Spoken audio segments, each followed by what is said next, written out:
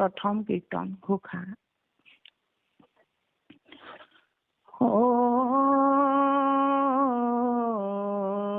মাধৱ পদ্মনাভ ভগৱন্ত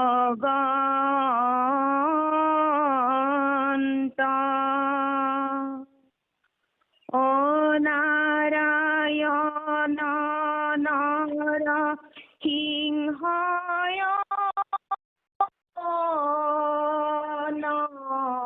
অনন্ত মাধৱ পদ্মনাভ ভগৱন্ত ও নাৰায়ণ নৰসিংহ অনন্ত।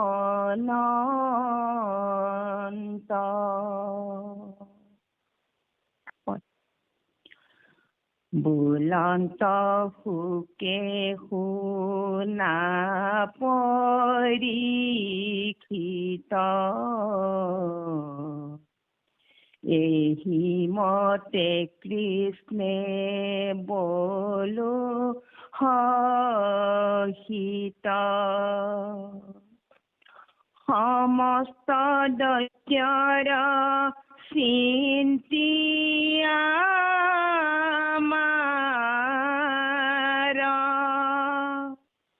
লীলায়ে হৰিলা ভূমিৰ ভাৰ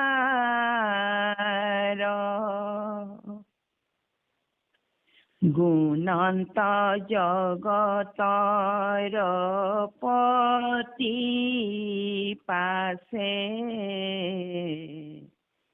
দুঃসহ মহাযদু বংশ আছে ত্ৰৈলোক্য বিজয়ী কৈক বীৰ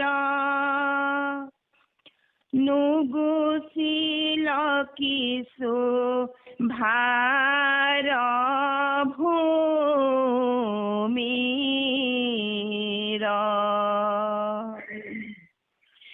যিহেতু সবাৰো মই আশ্ৰয়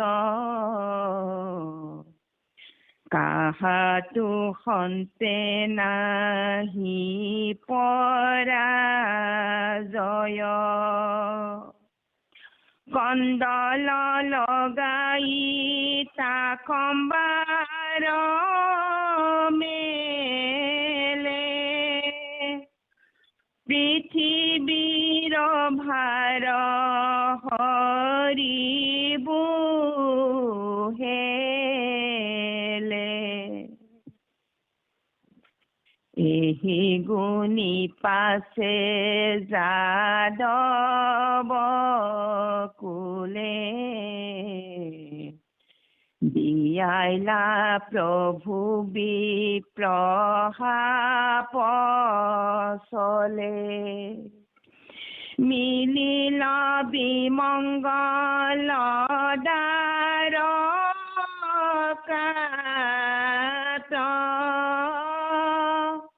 সবাৰো মনে কৰে উৎপাত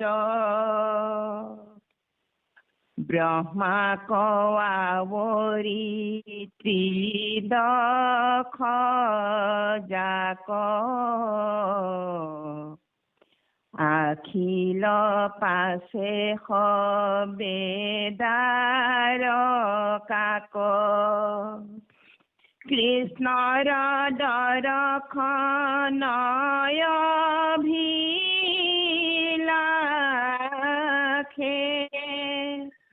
ৰহিলা বিমান জুৰিয়া আকাশে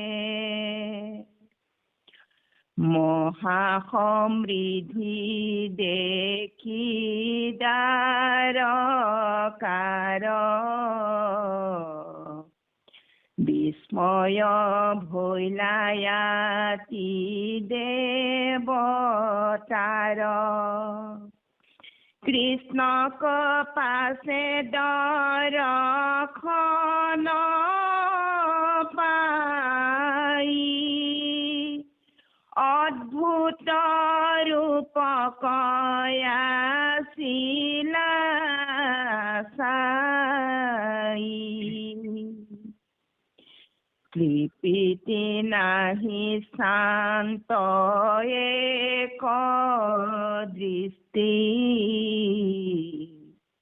কৰন্ত হিৰে পাৰিজাত বৃষ্টি কৃতাঞ্জলি কৰি এক যুকুতি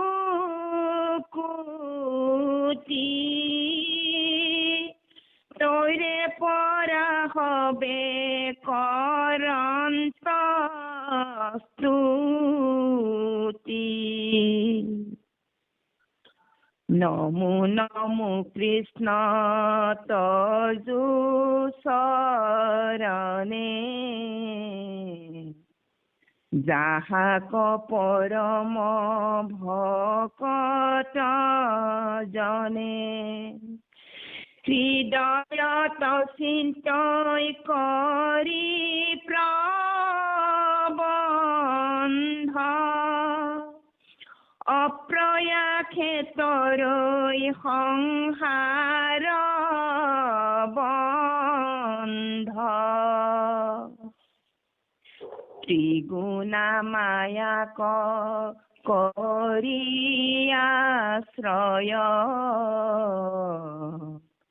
আত্মাত সজা যত জীৱ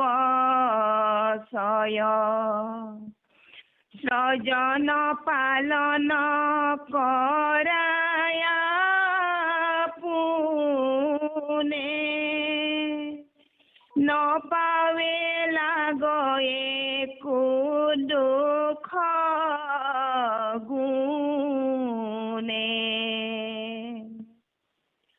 तुम्हार শুনিয়া গুণ চৰিত্ৰ যিমতে হুয় লোক পবিত্ৰ জ্ঞান দান তপ বেদয়া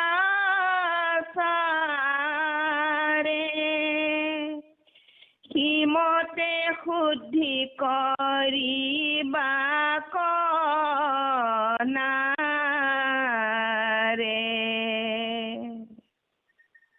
तुम्हारई হব লীলা চৰিত আকৌ শুনৈ ভনৈ যিটো কলিত অনেক পুৰুষ কৰি উদ্ধাৰ সংসাৰ সুখে হুয় পাৰ সুৰখ সহস্ৰ পত্নী সকলে অনেক ভাৱ দৰখায়া চলে মনক মথিবে নোৱাৰ যাৰ হেন কৃষ্ণ পাৱে নতি আম্ভাৰ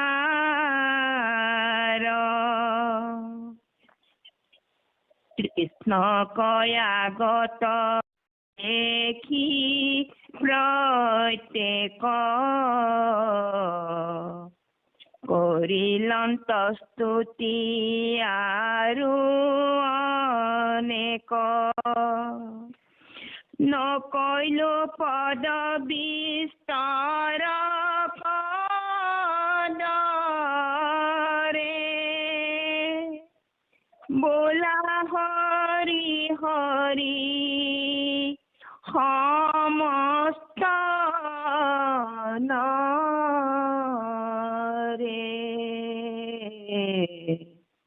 হৰি ৰাম ৰাম ৰাম।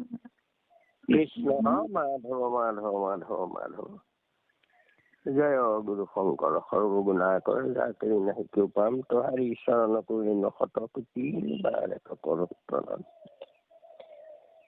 আমাৰ জন্ম সেৱাৰ স্থলী নৱমীত সন্ধানী সত্ৰত সমবেত হৈ আজি প্ৰভু ভগৱন্ত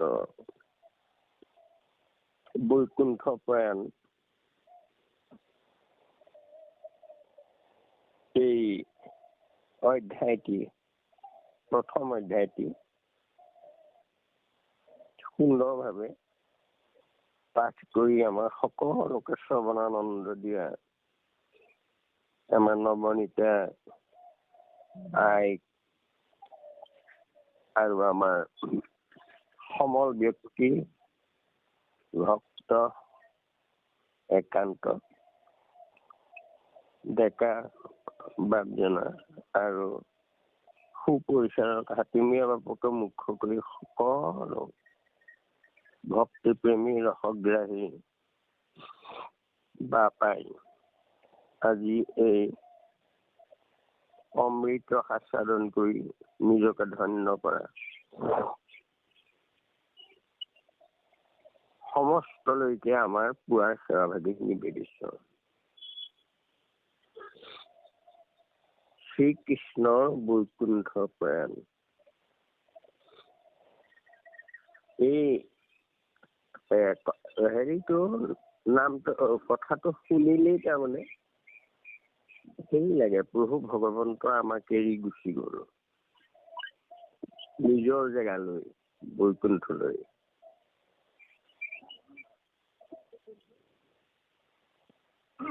এনেই মনত এই ভাৱটো আহি যায় আৰু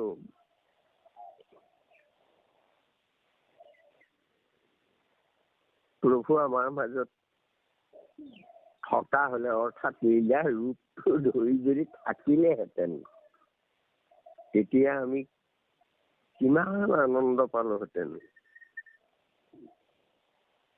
কিন্তু তেওঁ এৰিলা পৃথিৱী কৃষ্ণে ধৰ্ম জ্ঞান লৈ গৈলা বৈকুণ্ঠ কৈত গুণ নামত থৈ।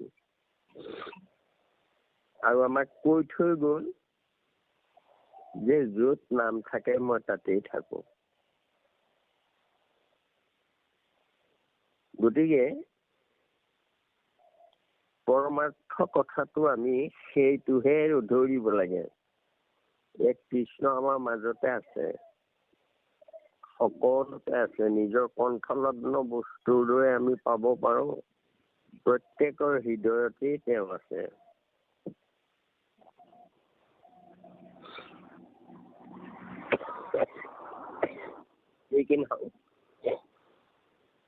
মাধৱ পদ্মনাভ ভগৱন্ত নাৰায়ণ নৰসিংহ অনন্ত। সেই মাধৱে সেই পদ্মনাভ আৰু তেৱেই ভগৱন্ত, তেৱেই নাৰায়ণ, তেৱেই নৰসিংহ, তেৱেই অনন্ত। সকলো বলন্ত সুখে শুনা পৰিচিত এই মতে কৃষ্ণ বনসহিত। সমস্তে দৈত্যৰ চিন্তি আমাৰ লীলায়ে হৰিলা ভূমি আমাৰ।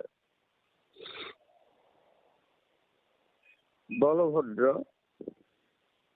আৰু কৃষ্ণ দুয়ো একেলগে আহি লীলা কৰি সমস্ত ভূমিৰ ভাৰ হৰণ কৰিলে, অৰ্থাৎ দুষ্টক দমন আৰু সন্তক সুৰক্ষা দিলে।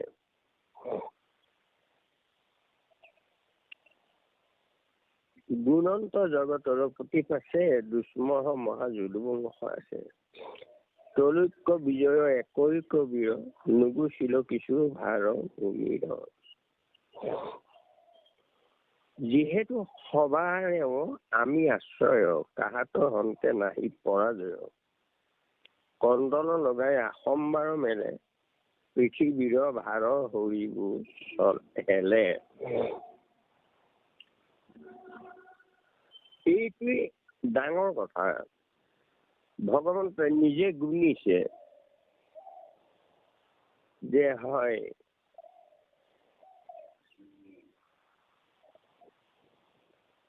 দুষ্মহ মহাযদু বংশ আছে, ভূমিৰ ভাৰ হৰণ কৰিলো হয়, কিন্তু দুৰ্জয় অজেয় মোৰ যদু বংশটো এতিয়াও আছে।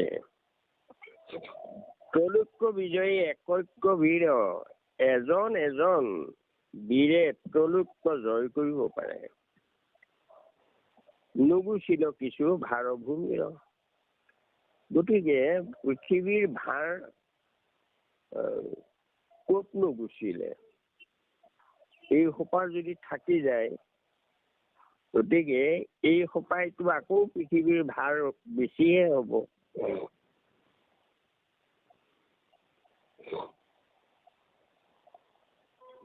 যিহেতু সবাৰো আমি আশ্ৰয়, কাহাতো হন্তে নাহি পৰাজয়। যিহেতু সকলোৱে মোক আশ্ৰয় কৰে, আৰু সেইকাৰণে এওঁলোকৰ কাৰো ওচৰত পৰাজয় নহয়, কোনেও এওঁলোকক পৰাজয় কৰিব নোৱাৰে। গতিকে কণ্ডল লগাই আসম্বাৰ মেলে, পৃথিৱীৰ ভাৰ হৰিবোৰ হেলে। এওঁলোকৰ মাজতে, কাৰণ আনেতো পৰাজয় কৰিব নোৱাৰে, কোনেও নোৱাৰে। গতিকে এওঁলোকৰ মাজতে কণ্ডল লগাই ভূমিৰ ভাৰ মই হৰণ কৰিম। এতিয়া এই কথাটো, ইয়াৰ পৰমাৰ্থ কথাটো হ'ল যে বহুতে তাৰমানে লৌকিক দৰ্শনত বহুতে তাৰমানে হেৰি কৰে যে কৃষ্ণ যদি ঈশ্বৰ হয়, কি ঈশ্বৰ? নিজৰ বংশটোকে ৰাখিব নোৱাৰিলে।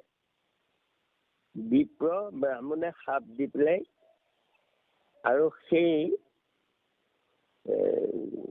গতিকে যদি ঈশ্বৰ হয়, ঈশ্বৰে নিজৰ বংশটোক কিয় ৰাখিব নোৱাৰিলে? কিন্তু ওলোটাকৈ তেওঁলোকৰ এই জ্ঞানটো নাই, লৌকিক জ্ঞান সেয়া। পৰমাৰ্থিক ভাৱে তেওঁলোকে যদি ওলোটাই চিন্তা কৰে যে আমি বাৰু আমাৰ বংশ পৰিয়াল ইষ্ট মিত্ৰৰ প্ৰতি কৃষ্ণৰ 16,108 গৰাকী ভাৰ্যা পৰ্যন্ত নিজৰ নাতি পুতি পুত্ৰ এই সকলোকে নিজে সংহাৰ কৰি থৈ যাম বুলি কৈছে। ভূমিৰ ভাৰ হৰণ কৰাম, তেওঁলোকৰ মাজতে তাৰমানে হেৰি কৰি ধ্বংস কৰি দিম সকলোকে।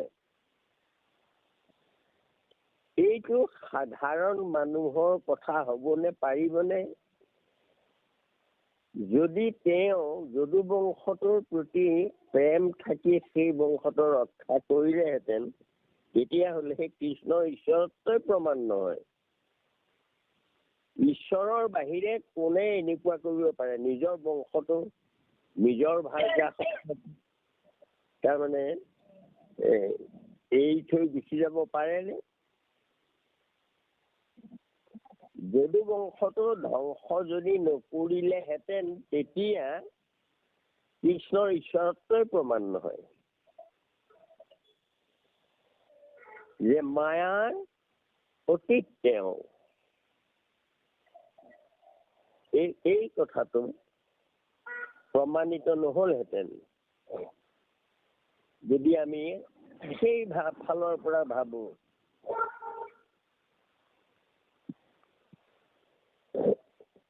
এই বুলি পাছে যাদৱ কুলে দিয়াইলা বিপ্ৰ সাপৰ প্ৰভু চলে। মিলিল বিমঙ্গল দ্বাৰকাত সবাৰ মনে কৰৈ উৎপাত। বিপ্ৰ সাপ দিয়ালে, নিজে দিয়ালে তেওঁ। আৰু এনেকুৱা তাৰমানে তেওঁৰে মায়া নিজে বিপ্ৰৰ চলেৰে বিপ্ৰৰ হৃদয় সাপ দিয়ালে। অন্য হাতেদি উগ্ৰসেনেও প্ৰতিটো কথাকেই কৃষ্ণক নোসোধাকৈ একো নকৰে, কাহানিও নকৰে। সেই উগ্ৰসেনকো পাহৰাই দিলে। নাশনৰ কালতে যেন বুদ্ধি ভৰিল হত, উগ্ৰসেনে বুদ্ধি নুসুধিলে মাধৱত। অৰ্থাৎ নাশন কাল উগ্ৰসেনেও পাহৰি থাকিলে যে মই ইহঁতক তাৰমানে এইটো সাধাৰণ কথা এটা কৈ সাপৰ বস্তুটো মই এনেকে এৰুৱাব পাৰিম নে? গতিকে নহয়, কৃষ্ণক মই সোধো কথাটো। এইটোও তেওঁ নুসুধিলে, পাহৰি থাকিলে। এয়াও ঈশ্বৰৰ লীলা। এই বুলি পাছে যাদৱ কুলে দিয়াইলা বিপ্ৰ সাপ প্ৰভু চলে, মিলিল বিমঙ্গল দ্বাৰকাত সবাৰো মনে কৰৈ উৎপাত। বিমঙ্গল হল চাৰিওফালে। ব্ৰহ্মাক আৱৰি ত্ৰিদশ জাক আছিল পাছে সবে দ্বাৰকাত, কৃষ্ণৰ দৰ্শন অভিলাষে ৰহিল বিমানে জুৰি আকাশে। ইতিমধ্যে ত্ৰিদশ দেৱতা ব্ৰহ্মা সহ সকলো আহি দ্বাৰকাৰ ওপৰত আকাশত সকলোৱে তাৰমানে অৱস্থান ললেই কৃষ্ণ দৰ্শন পাব তাৰমানে।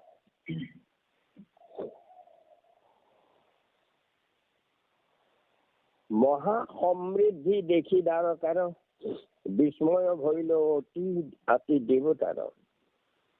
কৃষ্ণক পাছে দৰ্শন পাই অদ্ভুত ৰূপক আছিলে তাই। সকলোৱে আচৰিত, কৃষ্ণৰ যি ঐশ্বৰ্য দেখা পায় আচৰিত হৈছে। আৰু সকলোৱে একান্ত মনে কৃষ্ণ চাই আছে তেওঁ ৰূপটো। কৃপিতি নাহি শান্ত এক দৃষ্টি, কৰন্ত শিৰে পাৰিয়তে দৃষ্টি। গীতাঞ্জলি কৰি এক যুগতি, তৈৰ পৰা সবে কৰন্ত তুতি। চাই চাই হেঁপাহ পলোৱা নাই, ইমান সুন্দৰ প্ৰভু ভগৱন্তৰ ৰূপ। সেই ৰূপটো আমিও যেন দেখিছো, আমিও চাই থাকিব লাগে সেই ৰূপটোকে। গোটেই জগতখনেই তেওঁৰে ৰূপ। আমি যেনিয়ে চাওঁ তেনিয়ে যদি সেই ৰূপটোকে দেখা পাওঁ,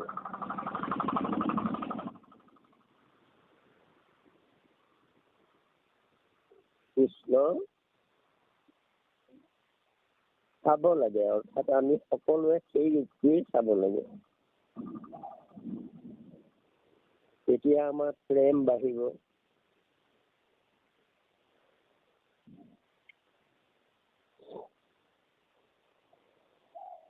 আৰু আকাশৰ পৰাই দেৱতাবোৰে সেই সুন্দৰ ৰূপটো চাই তুতি আৰম্ভ কৰিছে। নম নম কৃষ্ণ তৰু চৰণে যাহাক পৰম ভকত জনে, হৃদয়ত চিন্তি কৰি প্ৰবন্ধ অপ্ৰয়াসেতৰে সংসাৰ বন্ধ। এই দেৱতা সকলে কৈছে, হে কৃষ্ণ তোমাক নমস্কাৰ কৰিছে। পৰম ভকত সকলে তোমাৰ এই ৰূপটো চিন্তা কৰি সংসাৰ বন্ধ মুক্ত হয়। ত্ৰিগুণ মায়াক কৰি আশ্ৰয়, আত্মাত সজা যত জীৱচয়।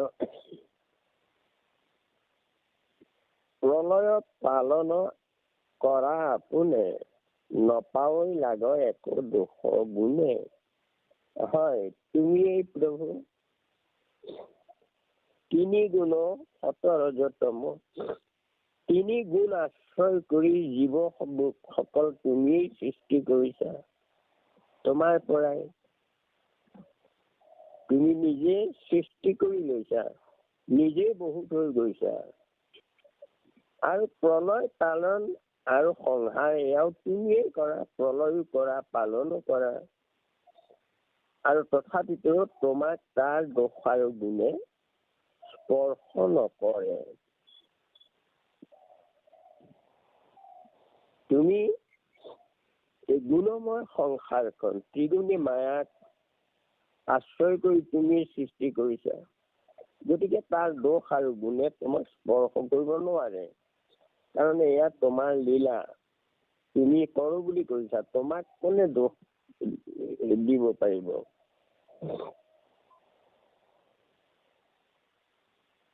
নিজৰ আত্মাতেই সৃষ্টি কৰিছা সকলো।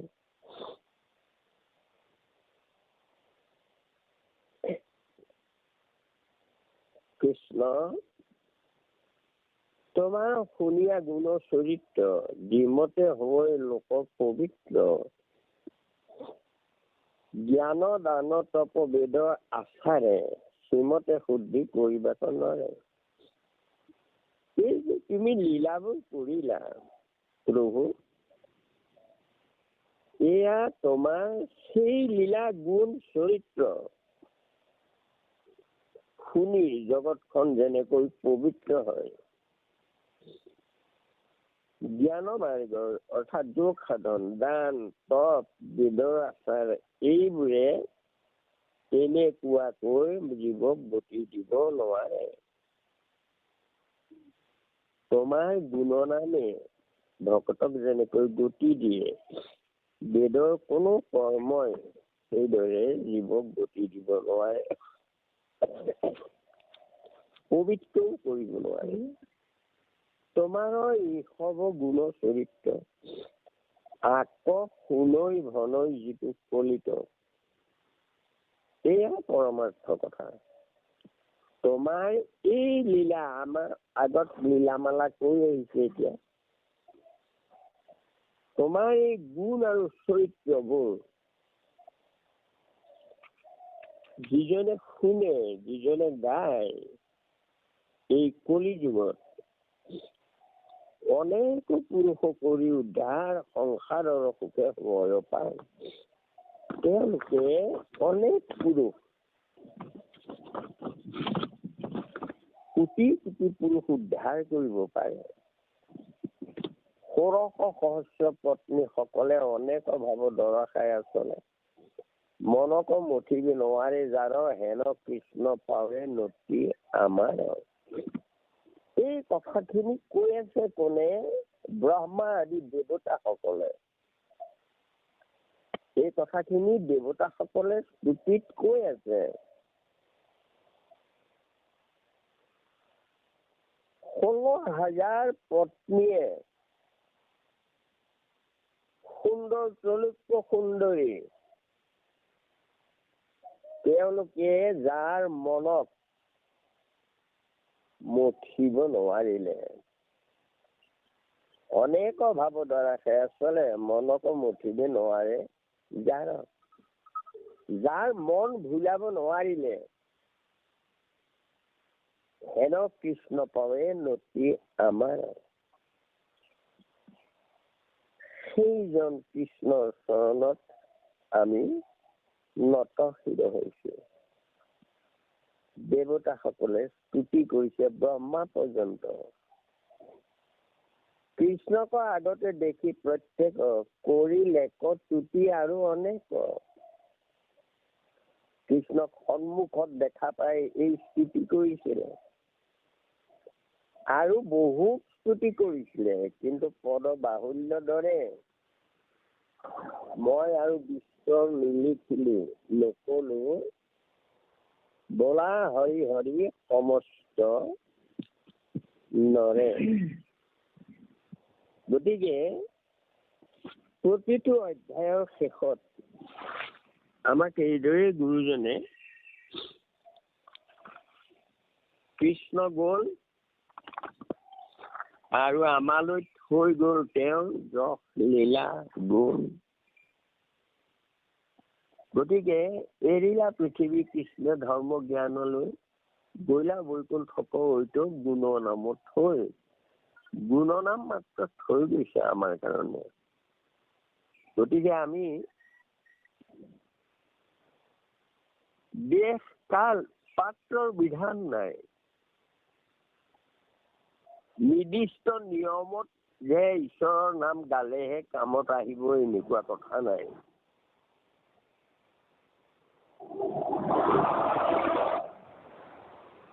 হৰি নাম কীৰ্তনত নাহি দেশ কাল পাত্ৰ নিয়ম সংযম একো বিধি। ইয়াৰ অৰ্থটো হৰি নাম কীৰ্তনত কি নাই বুলি কৈছে, নাম গোৱাৰ নিয়ম নাই বুলি কোৱা নাই। বহুতে এনেকুৱা প্ৰশ্নও কৰে যে হৰি নাম কীৰ্তনত তাৰমানে নিয়ম সংযম একো দৰকাৰ নাই বুলি কৈছে নহয়। আচলতে সেইটো অৰ্থ নহয়, সেইটো ভুল বুজে। এই যে বস্তুকেইটা কলে নাহি দেশ কাল পাত্ৰ, অৰ্থাৎ এই নাম ধৰ্মত দেশৰ বিচাৰ নাই যে আমুক জেগাত কৰিব লাগিব, 12 বছৰ হাল বাই পবিত্ৰ কৰিব লাগিব ভূমি, এইবোৰ কথা হৰি নামত নাই। দেশৰ বিচাৰ য'তে য'তে আছে তাতেই নাম গাব পাৰে, কিন্তু পূজা কৰিব নোৱাৰে য'ত ত'ত, যজ্ঞ কৰিব নোৱাৰে য'ত ত'ত। জেগাৰ বিচাৰ আছে, সেইটো কয় দেশৰ বিচাৰ। কালৰ বিচাৰ আছে, যেতিয়াই তেতিয়াই কৰো বুলিয়েই কৰিব নোৱাৰে। নিৰ্দিষ্ট সময়ত আৰম্ভ কৰিব লাগিব আৰু নিৰ্দিষ্ট সময়ত শেষ কৰিব লাগিব, কালৰ বিধান। ইমান সময়ত আৰম্ভ কৰিব লাগিব, ইমান সময়ত শেষ কৰিব লাগিব, এইটো কালৰ বিধান। দেশৰ বিচাৰো নাই, কালৰ বিধানো নাই। ইমান সময়তহে নাম ল'ব পাৰিবা, ইমান সময়ত নোৱাৰিবা, এনেকুৱা বিধান ইয়াত নাই। আৰু পাত্ৰ, পাত্ৰ কৰ্মকাণ্ডত এইটো পাত্ৰ বিধান থাকে, যিয়ে সেই কৰিব নোৱাৰে। বাল্য বৃদ্ধ আৰু তিৰোতাই কৰিব নোৱাৰে, এই নিষেধ আছে এইসকলৰ। আৰু অকুলিনে কৰিব নোৱাৰে। ব্ৰাহ্মণৰ বাহিৰে আনে যজ্ঞ কৰিব নোৱাৰে, পাত্ৰ নহয় যজ্ঞৰ।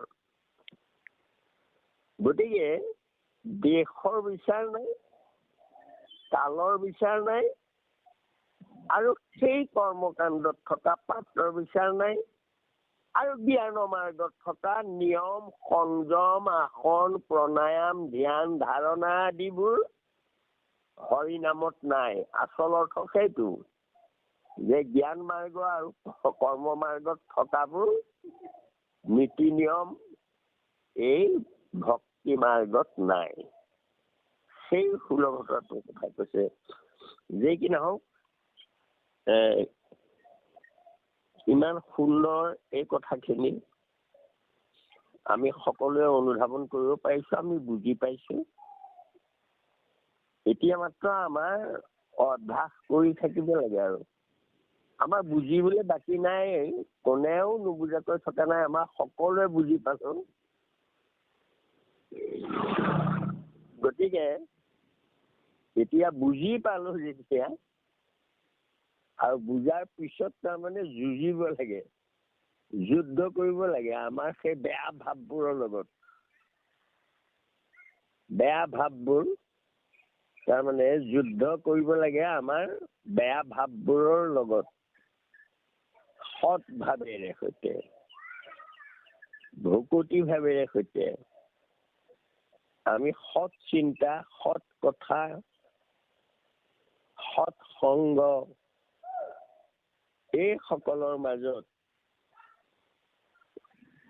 আমি আমাৰ ব্যৱহাৰিক জীৱনটো মাত্ৰ আমি ব্যৱহাৰ কৰিব লাগে। এতিয়া সকলো দিলে, সকলো ধন দিছে, মাত্ৰ আমি তাক ব্যৱহাৰ কৰিলেই হ'ল আৰু ফলটো ল'ব লাগে সেই ধনটো দি। নাম ধন দিয়া মই কিনা বনমালি, এইবুলি আমি মুখেৰে কওঁ, কিন্তু দি থৈ গ'ল। সেই ধনটো আমি ব্যৱহাৰ কৰিব লাগে, এতিয়া কৰি তাৰ ফলটো ল'ব লাগে। হৰি নামৰ যিটো ফল সেইটো আমি ল'ব লাগে। আৰু আছে নাম ধন আমাক দি থৈ গৈছে হয়, কিন্তু আমিও আকৌ বাকচতে সুমুৱাই যদি থৈ দিওঁ তেতিয়া ফলটো ক'ত পাম? আমি সেই ধন ব্যৱহাৰ কৰিব লাগিব, তেতিয়াহে ফল পাম। কৃষ্ণ কৃষ্ণ মাধৱ মাধৱ অহৰহ আমাৰ মনে সেই নাম ধন ব্যৱহাৰ কৰি থাকিব লাগিব, তেতিয়া আমি সেই ফল, কি ফল? কৰ্ম বন্ধ কৰি নাশ, বৈকুণ্ঠে পাইলে কবাস। কৰ্ম বন্ধ বিনাশ কৰিব লাগিব। আমি কৰিবলৈ হলে নাম লবই লাগিব। আছে হয়, নলওঁ, জানো মোৰ, কিন্তু যদি নলওঁ তেতিয়াহ'লে ক'ৰ পৰা পাম আমি? কৃষ্ণ হয়, আমি এয়া ব্যৱহাৰিক দিশত আমি কিছু অগ্ৰসৰ হ'বৰ কাৰণে চেষ্টা কৰোঁ। শাস্ত্ৰ বহুত পঢ়িলো, বহুত শুনিলো, এতিয়া আৰু ব্যৱহাৰিক দিশলৈ যোৱাটোহে আমাৰ কাম। আৰু তাৰ কাৰণেহে এয়া দোহাৰি আছো কীৰ্তন। আমি জানিবলৈ এয়া কীৰ্তনত আৰু আমাৰ জানিবলগীয়া মই ভাবো একোৱেই নাই। আমি আচল জানিবলগীয়াটো জানিলো সকলোৱে। এতিয়া কথা হ'ল আমি ব্যৱহাৰ কৰিব লাগে। কৃষ্ণ মাধৱ মাধৱ হয়, এইখিনি ক'বলৈ যাওঁতে অপৰাধখিনি মৰিখন কৰিব। কোটি কোটি ঘৰৰ অপৰাধতে কৰ্মই দুৰাশয়, সেই হৰি মোক দাসয় নমানি ক্ষমিও কৃপা মই, ক্ষমিও কৃপা মই। কৃষ্ণ শ্ৰীমন্ত শংকৰ হৰি ভকতৰ জানা যেন কল্পতৰু, তাহান্ত বিনাই নাই নাই নাই। আমাৰ অপৰম গুৰু, আমাৰ অপৰম গুৰু, আমাৰ অপৰম গুৰু মাধৱ মাধৱ মাধৱ মাধৱ মাধৱ। দোহাই দিয়া কৃষ্ণ মাধৱ। কৃষ্ণক আগত দেখি প্ৰত্যেক কৰিলম স্তুতি আৰু অনেক,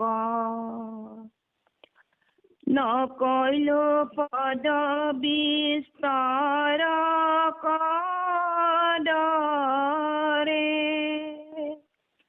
বোলা হৰি হৰি সমস্ত নৰে, হৰি ৰাম ৰাম ৰাম, জয় ৰাম জয় নাৰায়ণ, জয় কৃষ্ণ, জয় জগতগুৰু শ্ৰীমন্ত শংকৰ। হৰি ৰাম